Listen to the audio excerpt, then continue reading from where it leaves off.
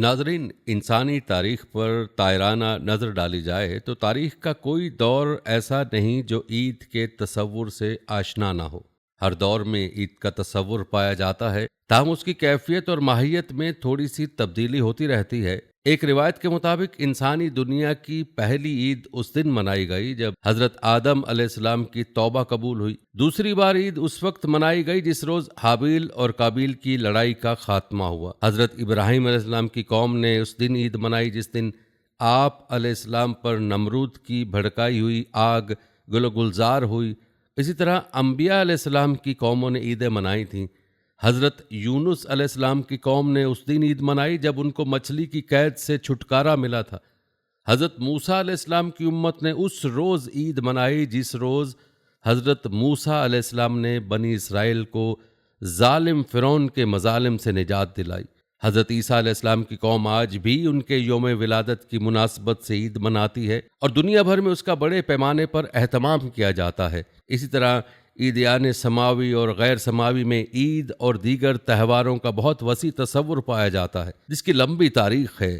ہر ملت، قوم اور کلچر کے لوگ مختلف تہواروں کی شکل میں عیدیں مناتے رہے ہیں۔ اسلام نے سال بھر میں عید کے صرف 2 دن مقرر کیے ہیں، ایک عید الفطر کا دن اور دوسرا عید الاضحیٰ کا، اور ان دونوں عیدوں کو ایسی اجتماعی عبادات کا صلہ قرار دیا ہے جو ہر سال انجام پاتی ہیں۔ اس لیے ان عبادات کے بعد ہر سال یہ عید کے دن بھی آتے رہتے ہیں۔ عید الفطر رمضان المبارک کی عبادات فاضلہ، صوم و صلاۃ وغیرہ کے انجام دہی کے لیے توفیق الہی کے عطا ہونے پر اظہار تشکر اور مسرت کے طور پر منائی جاتی ہے، اور عید الاضحیٰ اس وقت منائی جاتی ہے جب مسلمانان عالم اسلام کی ایک عظیم الشان اجتماعی عبادت یعنی حج کی تکمیل کر رہے ہوتے۔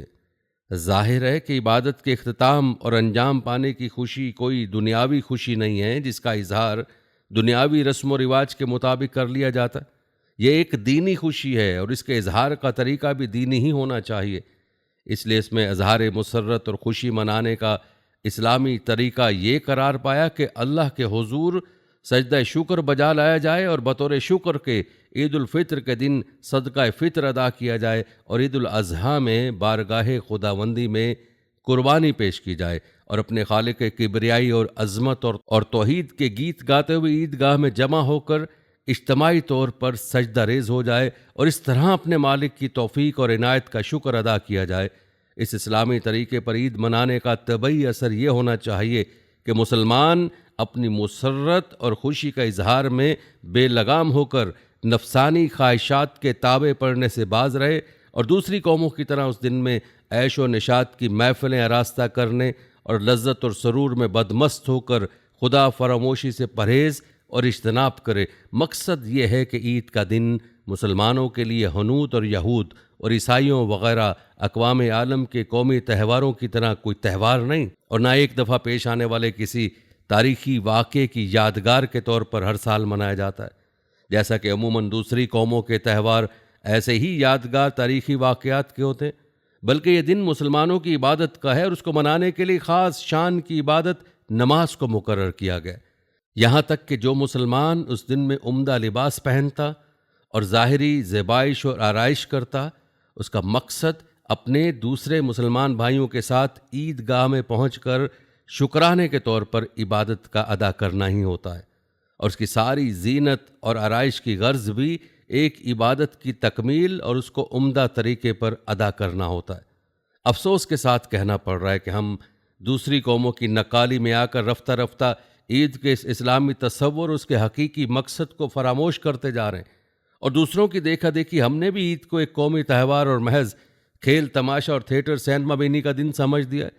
اس لیے ہم بھی اس عبادت کو اپنی مرضی اور خواہشات کے مطابق منانے لگے، یہاں تک کہ بعض جگہ تو عبادت کے لیے عیدگاہ بھی جاتے ہوئے اور واپسی کے لیے ڈھول وغیرہ لیے جاتے ہیں اور اس کو اظہار خوشی کا جائز طریقہ سمجھا جاتا ہے، حالانکہ یہ طریقہ بالکل غیر اسلامی اور روح عبادت کے خلاف ہے۔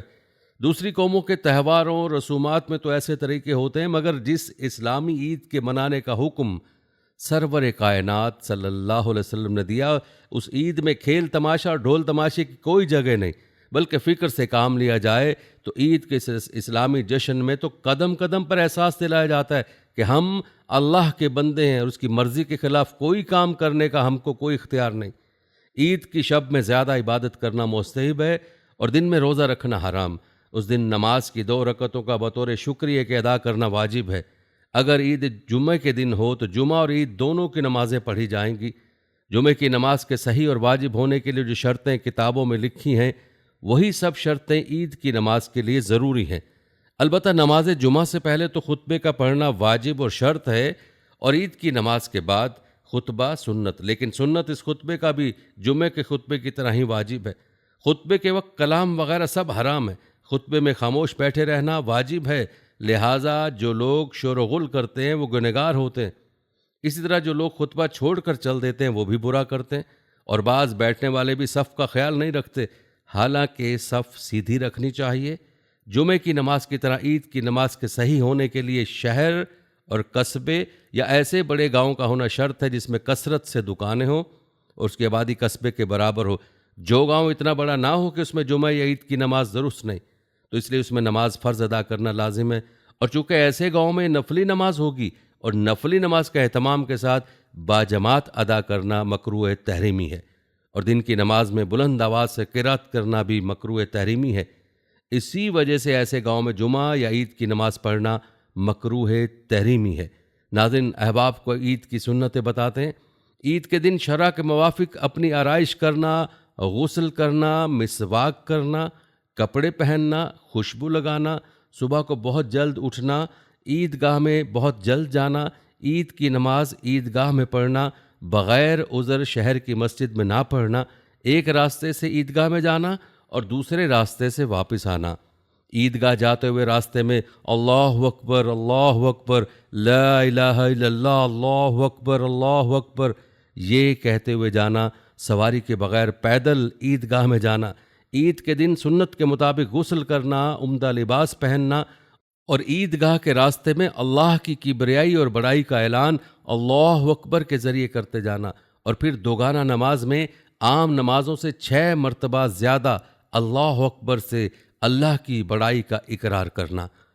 خوشی کے اس اسلامی طریقے پر عمل کرنے کے بعد کسی انسان کے لیے بات رہ جاتی ہے کہ وہ عیش و نشاط اور کھیل تماشا کی مجلسوں میں شریک ہو اور خدا فراموشی کا مظاہرہ کرے۔ نماز عیدین باہر عیدگاہ میں ادا کرنا سنت ہے۔ یہ نماز اذان اور تکبیر کے بغیر ادا کی جاتی ہے۔ عید کی نماز کا وقت نماز اشراق والا ہے۔ عیدگاہ کو جاتے ہوئے تکبیرات کہنا صحابہ سے ثابت ہے۔ عید الفطر اور عید الاضحیٰ کی نمازیں ہر اس شخص پر واجب ہیں جس پر جمعہ فرض ہے۔ عیدین دوگانہ یعنی 2 رکعتوں بڑی نماز ہے۔ نماز عیدین کا طریقہ وہی ہے جو دیگر نمازوں کا ہے، فرق صرف اتنا ہے کہ نماز عیدین میں 6 زائد تکبیریں کہی جاتی ہیں۔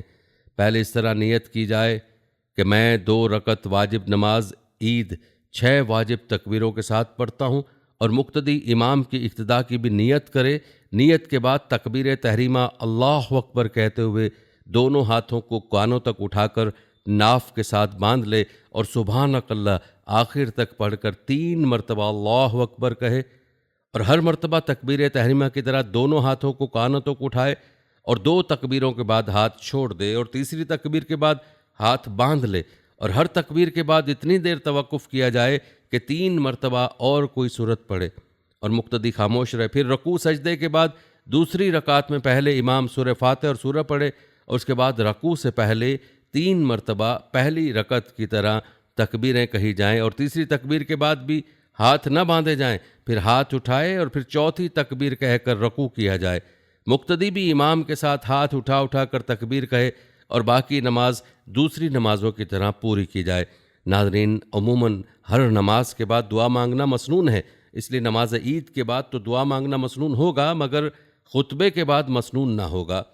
امام نماز کے بعد 2 خطبے پڑھے، خطبے کو تکبیر سے شروع کرے، پہلے خطبے میں 9 مرتبہ تکبیر کرے اور دوسرے خطبے میں 7 مرتبہ، اور دونوں خطبوں کے درمیان خطبہ جمعہ کی طرح اتنی دیر خاموش بیٹھے جس میں 3 مرتبہ سبحان اللہ کہا جا سکے۔ خطبے میں صدقہ فطر کے احکام بیان کیے جائیں۔ بہتر یہ ہے کہ جو شخص نماز پڑھائے خطبہ بھی وہی پڑھائے۔